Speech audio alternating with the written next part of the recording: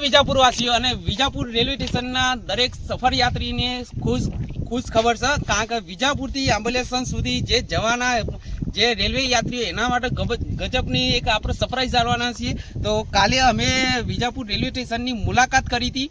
તો એના અંદર અમને એવું જાણવા મળ્યું હતું કે ભાઈ રેલવે સ્ટેશનની ટિકિટો જે હ એ બુકિંગ થવા માંડી. તો રિઝર્વેશન જે થાય છે ઓનલાઈન બુકિંગ, તો એનું ટિકિટ બુકિંગ ચાલુ છે.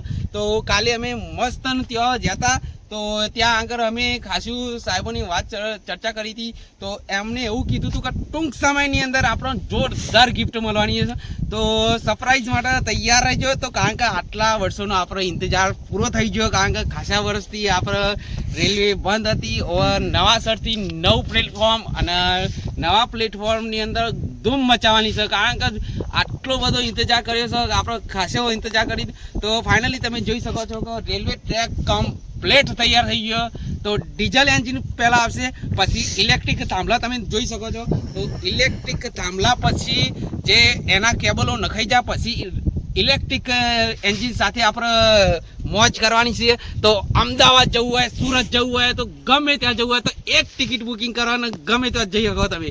તો સરસ મજાનો વિડીયો રહેવાનો. તો લાઈક કરજો, શેર કરજો, સબસ્ક્રાઈબ કરજો. તો વિડીયો ચાલુ કરીએ. તો હેલો ફ્રેન્ડ, તો મારું નામ પરેશ. તો આપણે વિજાપુર રેલવે સ્ટેશનની વાત કરતા હતા. તો વિજાપુર રેલવે સ્ટેશનની અંદર 9 કે 10 રેલવે સ્ટેશનો બનાવેલા. તો ફ્રેન્ડ વાત કરીએ કે પહેલું રેલવે સ્ટેશન આપણે આવશે ગવાડા માલોસ. તો એ કદાચ રિજેક્ટ કરવામાં આવ્યું હતું, કારણ કે પબ્લિકના રેકોર્ડિંગ જે રેલવે સ્ટેશન આવે એ બનાવવાનું છે. તો આગળ વાત કરીએ કે ગિરિતા કોલવડા સ્ટેશન હશે, પછી કુકરવાડા, પછી ગોજરિયા, લાંગણજ, પછી એ દરેક રેલવે સ્ટેશનો આવવાના. છેલ્લું આંબલિયા સ્ટેશન છે. પછી એના કરતાં પણ આગળ જવાની એવી અમને ઇન્ફોર્મેશન મળી હતી. તો કાલે અમે પૂછ્યું હતું કે ભાઈ કેટલા સુધી જવાનું. તો વાત એવી કે ભાઈ વિજાપુરથી તો આંબલિયા સ્ટેશન સુધી તો સજ ફાઇનલી એ રૂટ તો સજ, પણ એના કરતાં પણ આગળ જવાની એવી ઇન્ફોર્મેશન મળી હતી.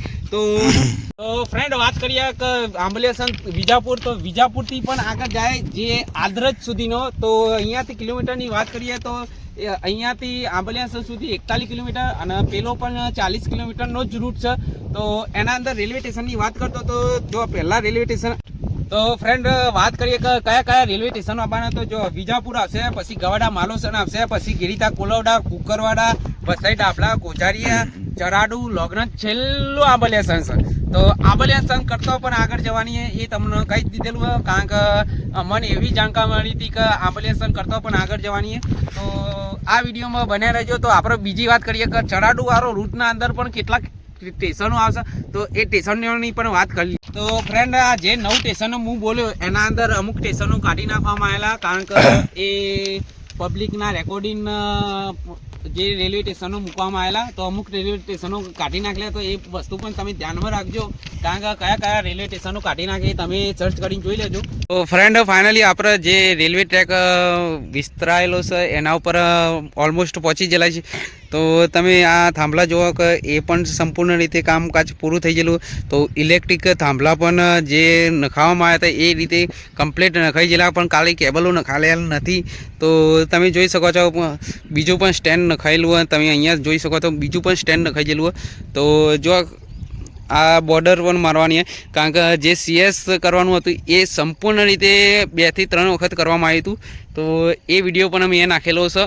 તો કઈ રીતે CS જે એપ્રુવલ મળવાની આવે રેલવે સ્ટેશનની એ ગાડી એન્જિન સાથે દોરવામાં આવ્યું હતું. એક ડબ્બો પણ એના પાછળ જોડવામાં આવેલો હતો.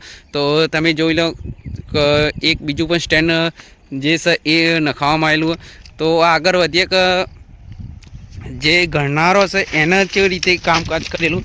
તો ફ્રેન્ડ હવે આપણે ટૂંક સમયની અંદર કુકરવાડા છે, પછી એના આગળ આંબલિયા સ્ટેશન સુધી વિડીયો બનાવવાના છે. તો ઇંતજાર થોડો કરજો, કારણ કે તો ફ્રેન્ડ તમે જોઈ શકો છો કે જે આપણે વિજાપુરથી આંબલિયા સ્ટેશન રેલવે પ્રોજેક્ટ છે એ તમે જોઈ શકો છો કે કેટલી હાઈટ ઊંચી લેવામાં આવેલી. તો આ તમે ગણનારાઓ પણ જોઈ શકો છો, જે નવા છે કલર સાથે જબર કામકાજ કરેલું છે. તો જે એન્જિન સાથે રેલવે દોડેલી હતી 130 કિલોમીટરની સ્પીડે દોડેલી હતી. તો તમે જે પાટા નાખેલા, એની હાઈટ પણ જોઈ શકો છો કે કેટલો ઊંચો પાટો લેવામાં આવેલો છે.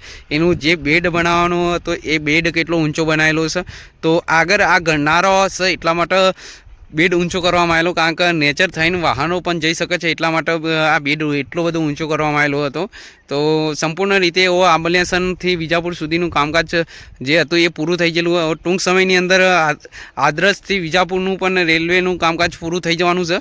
તો ફ્રેન્ડ એવો સપોર્ટ કરજો. તો આ વિડીયો ગમ્યો હતો તો ફ્રેન્ડ હવે આપણે કવર કરવાના છે નેક્સ્ટ વિડીયોમાં. તમને જોવા મળશે કે વિજાપુરથી આદરજ કયા કયા ટ્રેનો જે રેલવે સ્ટેશનો આવવાના છે, તો એ નેક્સ્ટ વિડીયોમાં. તો ફ્રેન્ડ તમે નવું જાણવા માંગતા હોય તો આ ચેનલને લાઈક કરજો, શેર કરજો, સબસ્ક્રાઈબ કરજો. તો તમે હરેક વિડીયો તમને આગળ હું શેર કરવાનો કે બજારના અંદર કયા કયા વસ્તુ ચાલે, તો સેલ છે, પછી કોઈ પણ બિઝનેસ છે, તો આપણે રેલની ઇન્ફોર્મેશન છે, દરેક કોઈ પણ નવું અપડેટ આવશે એ તમારી આ ચેનલમાં મળી રહેવાનું હોય. તો લાઈક કરજો, શેર કરજો, સબસ્ક્રાઈબ કરજો. જય માતાજી.